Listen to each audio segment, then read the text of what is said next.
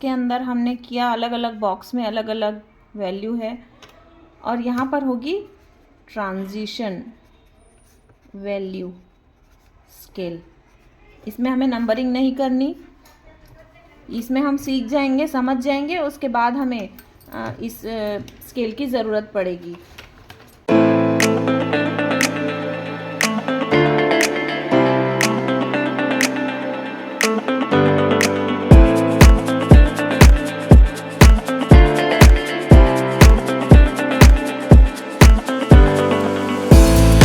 Hello everyone, welcome back to my channel. और आज का वीडियो होने वाला है वैल्यूज़ के ऊपर में।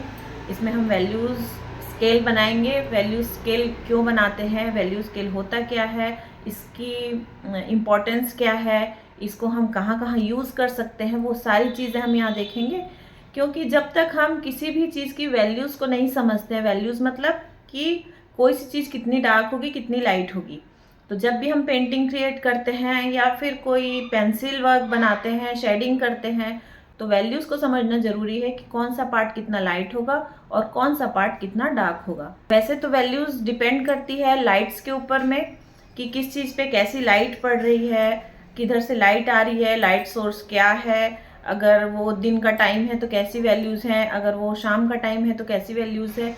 तो सारी चीज़ों को अगर हम समझ जाते हैं, सारी चीज़ों को हम सिंपल तरीके से समझ जाते हैं, तो हमारे लिए कभी पेंटिंग क्रिएट करना, अगर हम किसी आर्टिस्ट की पेंटिंग भी देख रहे हैं तो उन पेंटिंग्स को देखना, एनालाइज करना हमारे लिए बहुत आसान हो जाता है। वैल्यू स्केल की स्टडी को बहुत तरीक़ों से कर सकते हैं, जैसे कि हम हैचिंग के थ्रू भी स्केचेस बनाते हैं। स्केचेस में मेनली हैचिंग यूज़ होती है, तो हम सिंपल तरीके से भी वैल्यू स्केल को समझ सकते हैं। और एक होता है क्लासिकल रियलिज़म, जो मैंने डिस्कस किया था कि क्लासिकल रियलिज़म में हम बहुत टाइम देते हैं उस वैल्यू स्केल को, एक एक वैल्यू, वहाँ हम बिल्कुल भी ब्लेंडिंग टूल यूज़ नहीं करते और सिर्फ नीडेड इरेजर की हेल्प से हम उसके जो डॉट पार्ट्स होते हैं, पार्टिकल्स, बहुत ध्यान से उसको देखते हैं, उसको रिमूव करते हैं। इसमें हमारा प्रेशर जो होता है इरेज़र से उस स्पॉट को हटाने का, या फिर पेंसिल का प्रेशर हमें कितना देना है, कब कहाँ कैसे पेंसिल का प्रेशर यूज़ करना है, कहाँ कैसे इरेज़र का प्रेशर यूज़ करना है, वो सारी चीज़ें हम क्लासिकल रियलिज्म सीख जाते हैं, तो हम फिर किसी भी कलर मीडियम में आसानी से काम कर सकते हैं। अभी हम यहाँ स्केचिंग कर रहे हैं, तो सिर्फ हैचिंग के थ्रू हम सिंपली एक बार ऊपर से वैल्यू स्केल को समझेंगे कि वैल्यू स्केल आखिर होता क्या है और इसे हम कैसे बना सकते हैं। और जो क्लासिकल रियलिज्म वाला है उसका वीडियो भी है, मैं उसका लिंक इसमें डाल दूँगी। तो देखते हैं कि वैल्यू स्केल को हम कैसे बनाते हैं।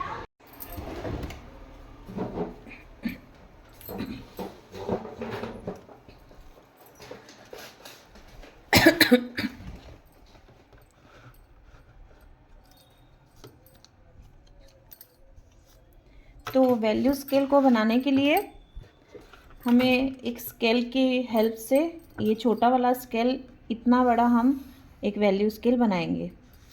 तो वैसे तो नेट पे भी वैल्यू स्केल बहुत सारे उपलब्ध हैं, अगर आपने देखा है तो कभी भी देखा होगा, अगर नहीं भी देखा है तो आप देख सकते हैं। वैल्यू स्केल बना हुआ होता है, बट अपने हाथों से उसे बनाना बहुत ज़रूरी होता है, ताकि हम हर चीज़ को खुद से समझ सकें। जब हम अपने हाथों से एक बार बना लेते हैं, उसके बाद हम आसानी से उसको समझ पाते हैं। तो इस स्केल के अंदर में हमें इसको 10 वैल्यूज़ में डिवाइड करना है। जैसे कि हमने समझा था कि बहुत सारे वैल्यूज़ की रेंजेस होती हैं नेचर में, अगर हम देखें तो बहुत सारी होती है, उसको हम ह्यूमन आई से बहुत कम देख पाते हैं, और उसको भी हमें अपने पेंटिंग में लाने के लिए बहुत कम करना होता है, कम रेंज होने, क्योंकि हमारे पास कलर की वैल्यूज़ की इतनी रेंज नहीं है। अगर हम ज़्यादा रेंजेस यूज़ कर देते हैं तो फिर वो सही दिखाई भी नहीं देता बहुत सारा। तो उसको मिनिमाइज़, हम कम से कम वैल्यू में हम कैसे अपनी पेंटिंग को डिफ़ाइन कर पा रहे हैं, वो ज़्यादा मैटर करता है। तो यहाँ 10 पार्ट्स में हम इसको डिवाइड कर देंगे।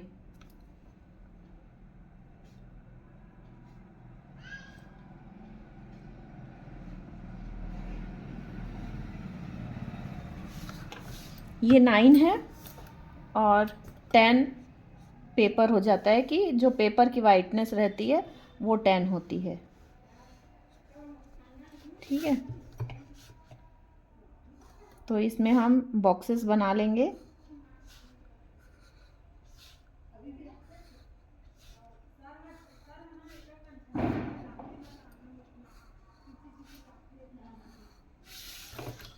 और इन बॉक्सेस को हम नंबर्स दे देते हैं 1 2 3 4 5 6 7 8 9 10। तो ये बॉक्स जाएगा डार्क से लाइट। तो हम कर रहे हैं हैचिंग के थ्रू, तो इस तरह से हम हैचिंग ऐड करेंगे। तो डार्क वैल्यू में तो अभी मैं, ये मेरी चारकोल की पेंसिल है, हम इसे चाहें तो आर्ट लाइन की पेंसिल आती है उसकी 10B से भी बना सकते हैं। लेकिन समझने वाली बात ये है यहाँ पर कि हमें इसको लेयर्स में बनाना है। ये अगर डार्केस्ट वैल्यू है, ये हमारी सबसे डार्केस्ट, क्योंकि हमारे पास सिर्फ एक लिमिट में डार्क है। अगर हम नेचर में ऑब्जर्व करते हैं तो मतलब ये हमारे जो पेंसिल है उससे भी डार्क चीज़ें होती है, बट हम उतना अचीव नहीं कर पाते। तो हम जितना जा सकते हैं हमें उतना करना है। तो इसको हम लेयर वाइज ब्लैक करेंगे, एक बार में हम गड़ा के ब्लैक नहीं कर देंगे। फिर से दोबारा से इसके ऊपर हम हैचिंग कर रहे हैं। तो जब तक वो पूरी डार्केस्ट वैल्यू नहीं आ जाती हम उसमें लेयर ऐड करते रहेंगे। टेक्निक सारी सेम होती है वैल्यू स्केल बनाने की, बस हम कैसे बना रहे हैं। इसी को अगर हम धीरे धीरे करके स्मर्च करके करें तो वो स्मर्जिंग वाली हो जाएगी किसी ब्रश वगैरह से जो भी। लेकिन वो सब करने से पहले हमें इस तरह से हैचिंग से प्रैक्टिस करनी है, उसके बाद हमें क्लासिकल रियलिज्म से प्रैक्टिस करनी है। उससे क्लासिकल रियलिज्म करने के बाद आपकी अंडरस्टैंडिंग बहुत ज़्यादा क्लियर हो जाएगी।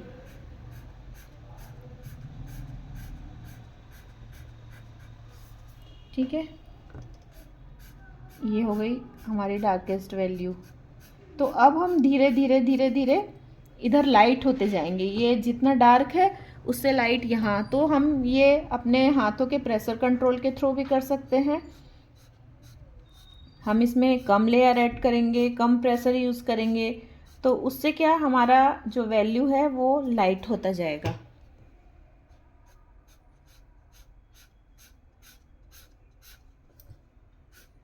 और जब भी वैल्यू की प्रैक्टिस करें अपनी पेंसिल को शार्प रखें।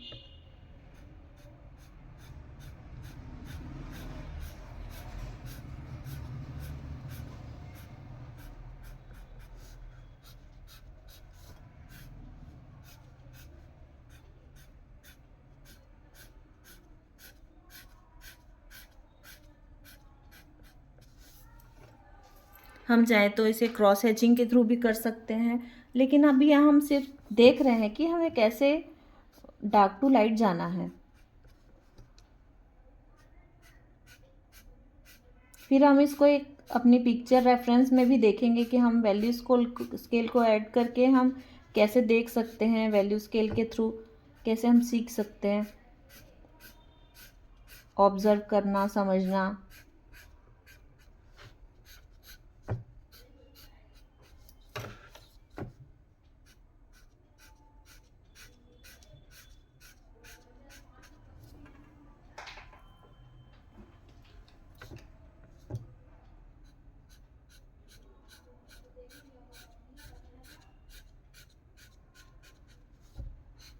ये अभी मैं सेम पेंसिल यूज़ कर रही हूँ। हम चाहें तो लाइट पेंसिल भी यूज़ कर सकते हैं, उसके थ्रू भी बना सकते हैं। बहुत सारी ग्रेडियंट की पेंसिल्स आती हैं। तो जैसे जैसे बी बढ़ता जाता है उसकी ब्लैकनेस बढ़ते जाती है, जैसे जैसे एच आता है उसकी हार्डनेस बढ़ते जाती है और वो लाइट होती जाती है। तो हम HB की पेंसिल भी हमारे लिए बहुत अच्छी रहती है। तो अगर हमें कोई भी वैल्यू कम ज़्यादा लगे तो हम उसे दोबारा ठीक कर सकते हैं। जैसे ये दोनों एक समान लग रही है तो इसके ऊपर मैं थोड़ा सा और कर दूंगी ताकि दोनों में डिफरेंस आए। ठीक है, इसके अकॉर्डिंग अगर ये कम हो गया तो इसमें एक बार और कर सकते हैं हम। तो इस तरह से जज करते हुए हमें आगे बढ़ना है।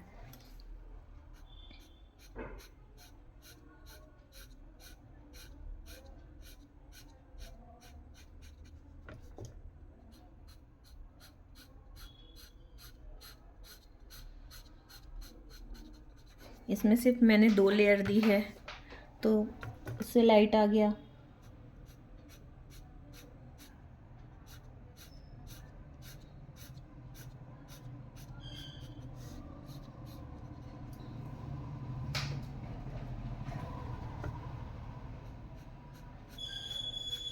तो ज़्यादातर हम सिंगल पेंसिल का यूज़ करते हैं स्केचिंग करने के लिए, इसीलिए हमें सिंगल पेंसिल से ही प्रैक्टिस करनी चाहिए ऐसे हैचिंग की वैल्यू स्केल की, क्योंकि उस समय हम इतने कम टाइम के लिए बार बार, वैसे तो हमें स्केचिंग में ज़्यादातर उतनी हैचिंग ऐड करनी नहीं होती, हम लाइन वर्क भी करते हैं 1 minute sketch, 2 minute sketch, 30 second के, उनमें हैचिंग यूज़ नहीं होती।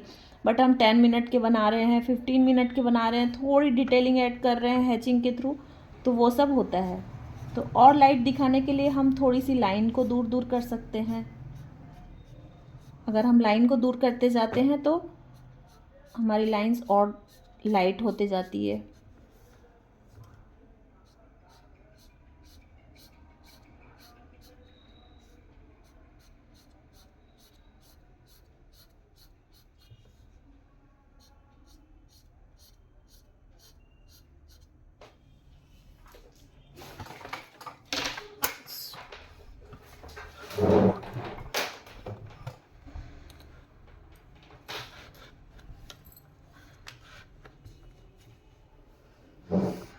तो इसे हम बार बार रेक्टिफाई भी कर सकते हैं कि ये सही से दिखाई दे रहा है कि नहीं। यहाँ थोड़ा सा लाइट का इफेक्ट भी पड़ रहा है, इसीलिए जो डार्केस्ट वैल्यू है वो थोड़ी चमक रही है, उस वजह से थोड़ा उतना डिफरेंस नज़र नहीं आ रहा है अच्छे से।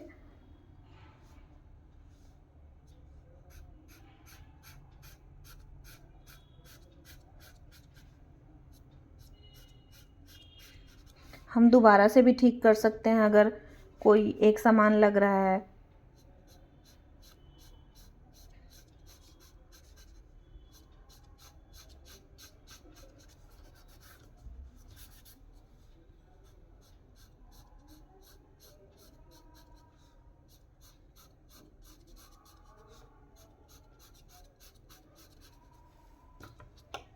ठीक है, तो ये बन गया हमारा वैल्यू स्केल, ये बना है हैचिंग के थ्रू। तो वैल्यू सबसे ज़्यादा इम्पोर्टेंट रोल प्ले करती है किसी भी चीज़ को 3 डायमेंशनल दिखाने के लिए, क्योंकि उसकी अलग अलग अगर हम वैल्यूज़ ऐड नहीं करते तो लाइटनेस डार्कनेस नहीं आती और वो फील नहीं आता। तो उसके लिए बहुत सारी चीज़ें चाहिए, अकेली वैल्यू काम नहीं आती, उसमें लाइट का भी बहुत बड़ा हाथ होता है। जब कोई भी लाइट किसी ऑब्जेक्ट पे पड़ रही होती है तो उसकी बहुत सारी वैल्यूज़ क्रिएट होती हैं। अगर लाइट नहीं पड़ेगी, सिर्फ डार्क डार्क रहेगा, तो वहाँ कोई वैल्यूज़ क्रिएट नहीं होती है। इसीलिए हमें शुरू में जो स्टडी करते हैं, मैंने बताया था कि एक साइड का लाइट सोर्स यूज़ करके हम लेफ़्ट साइड फॉर्म लाइट हम ज़्यादातर यूज़ करते हैं, जहाँ पर शेडो बहुत अच्छे से पड़ती है और उसकी जो शेडो बनती है वो बहुत क्लियर विजिबल होती है। तो इसीलिए फॉर्म लाइट का हम यूज़ करते हैं ज़्यादातर, बैक लाइट फ्रंट लाइट का यूज़ नहीं करते, क्योंकि उसमें वैल्यूज़ इतने क्लियरली नहीं दिखते। तो अब हम सीखेंगे यहाँ पर ट्रांजिशन वैल्यू स्केल। ये थी वैल्यू स्केल जो कि बॉक्स के अंदर हमने किया, अलग अलग बॉक्स में अलग अलग वैल्यू है, और यहाँ पर होगी ट्रांजिशन वैल्यू स्केल। इसमें हमें नंबरिंग नहीं करनी, इसमें हम सीख जाएंगे, समझ जाएंगे, उसके बाद हमें इस स्केल की ज़रूरत पड़ेगी। तो ये स्केल हम सीखते क्यों हैं, पहले हम बना के देखते हैं, उसके बाद हम तो इसको सीखने से पहले हम ये समझते हैं कि इसे हमें सीखना क्यों है। तो जैसे हम इसको अलग अलग बॉक्सेस में करते हैं तो ट्रांजिशन हमारी ज़रूरी होती है। जैसे कि अगर एक बॉक्स है,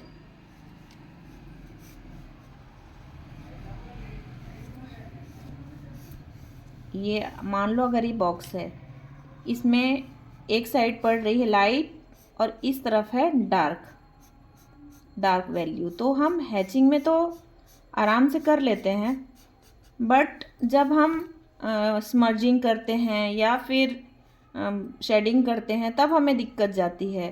तो उस चीज़ को हम यहाँ पर समझते हैं कि कैसे हम ग्रेजुअली जाते हैं। तो यहाँ से जब हम आते हैं तो यहाँ से डार्क स्टार्ट होता है और यहाँ जब लाइट वाला पार्ट आता है वहाँ आते आते ये बहुत लाइट हो जाता है और वो आके इसमें मिक्स हो जाता है लाइट में। तो वो होता है ट्रांजिशन। तो यहाँ लाइट डार्कनेस का ट्रांजिशन हो रहा है, तो इसीलिए हम इस ट्रांजिशन स्केल को सीखते हैं।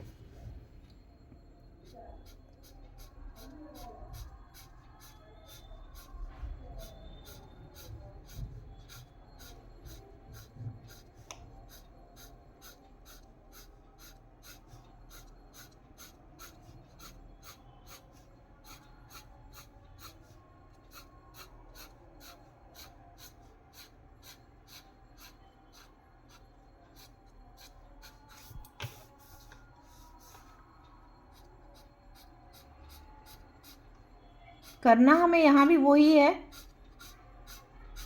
बट ध्यान रखना है कि इसी तरह से हमारी वैल्यूज ट्रांजिशन हो डार्क टू लाइट।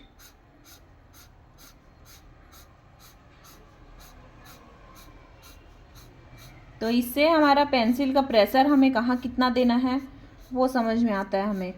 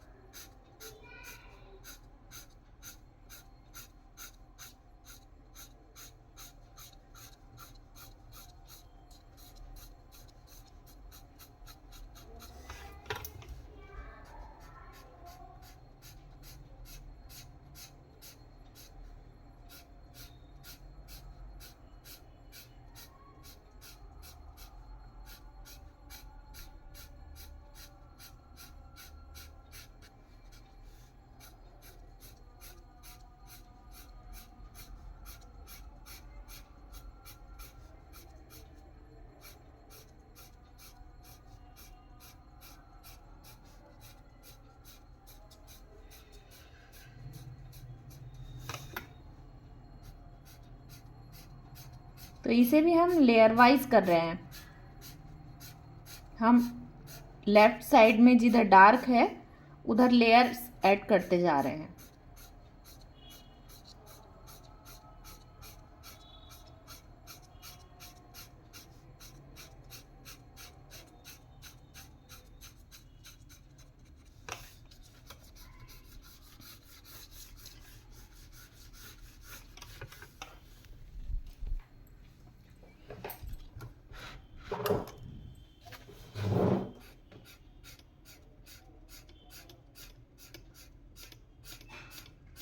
तो जैसे जैसे हम डार्कनेस ऐड करते जाते हैं वो ट्रांजिशन हमारा दिखाई देता है।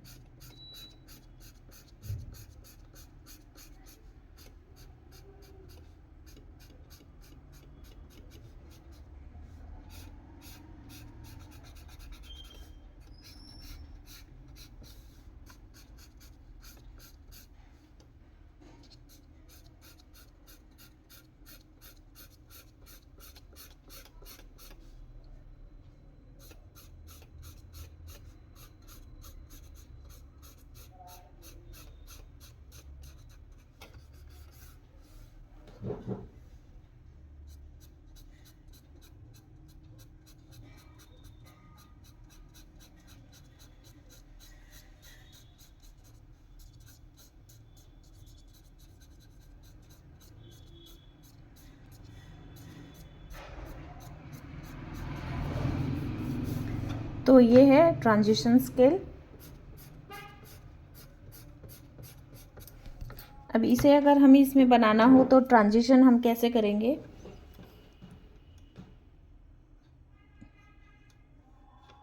ये हमने रफ टर्मिनेटर लाइन इसमें अभी ड्रॉ की हुई है, बट जब हम इसमें शेडिंग करते हैं क्लासिकल रियलिज्म टेक्निक से करते हैं वो ज़्यादा स्मूथ आता है,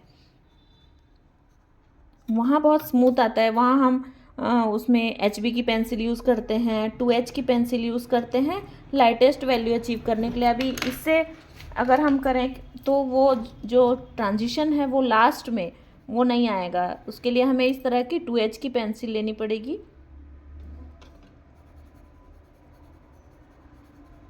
उसको बहुत धीरे धीरे हम ट्रांजिशन करते हैं। तो ये समझने के लिए था कि हमें किस तरह से ट्रांजिशन दिखाना होता है। और जैसे जैसे हम डार्क शेड की तरफ आते जाते हैं तो वो डार्कनेस पड़ होती है वो।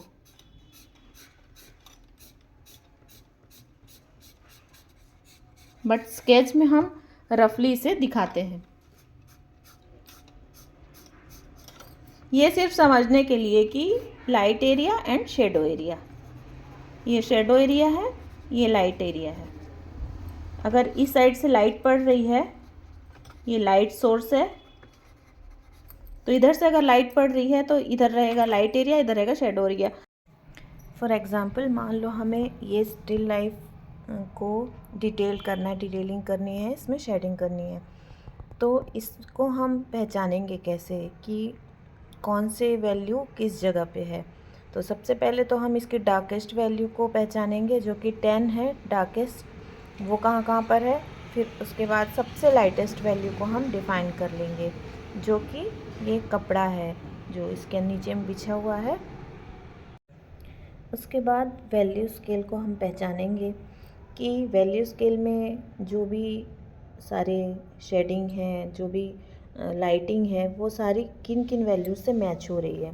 तो जैसे 5 नंबर की वैल्यू जहाँ मैच हो रही है तो उसमें हम नंबर दे देंगे 5। फिर जोन सी 7 नंबर की हो रही है, 8 नंबर की हो रही है, तो मैच करते जाएंगे और सबको नंबरिंग कर देंगे। तो इस तरह से जब हम बहुत सारी पिक्चर्स पे इस तरह से करके देखते हैं तो हमारी वैल्यू को लेकर अंडरस्टैंडिंग बहुत क्लियर हो जाती है।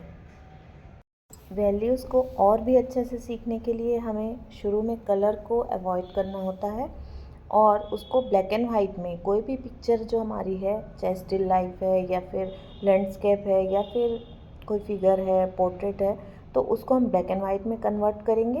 देन फिर अपने वैल्यू स्केल के साथ में हम मैच करेंगे। अगर हम एक लैंडस्केप को स्टडी करते हैं तो किसी भी व्यू का या फिर नेचर में हम जाएं तो वो वहाँ का वेदर डिसाइड करता है कि वहाँ की वैल्यूज़ कैसी होंगी। अगर वहाँ पे मौसम खुला हुआ है तो वहाँ की वैल्यूज़ लाइट होंगी और नहीं तो डार्क होंगी सब।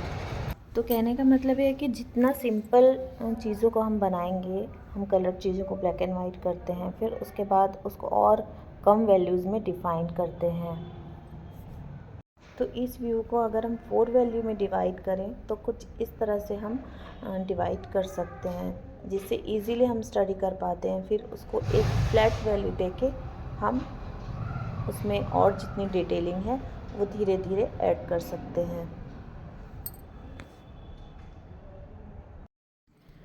तो आपने देखा कि वैल्यू स्केल को हम किस तरह से अप्रोच करते हैं, बनाते हैं, उसे क्यों बनाना चाहिए, उसे हम अपनी रियल लाइफ की चीज़ों में या फिर रेफरेंसेस में कैसे हम चीज़ों को ब्लैक एंड वाइट करके देखेंगे, उसे समझेंगे। क्योंकि कलर्ड चीज़ें समझना हमारे लिए थोड़ा मुश्किल हो जाता है रंगीन चीज़ों के मुकाबले में, बट नेचर कलरफुल है।